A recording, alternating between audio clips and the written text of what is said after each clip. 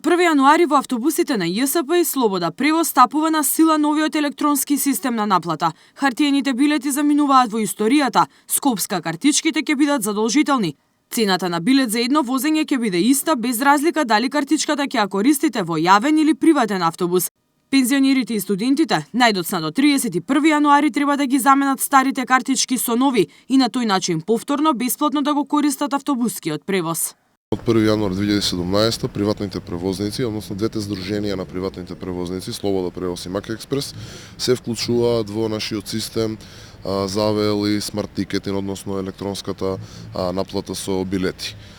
Она што како апел го патуваме до сите граѓани корисници на јавниот градски превоз е заклучено со 30.12, односно 31.12 оваа година, да си набават електронски картички без разлика дали е тоа персонализираната или неперсонализираната скопска картичка. Картичките чинат 150 за неперсонализирани и 200 денари за персонализирана. Во првиот месец, промотивно патниците ќе добијат по 5 бесплатни билети на својата картичка. Освен со скопска, во автобус ќе може да се плати и преку мобилен телефон, но цената на билетот ќе чини 5 денари повеќе. Персонализираните картички чинат 200 денари, истите се изработуваат во еден од 8 инфоцентри кои што се распространети на целата територија на градот Скопје.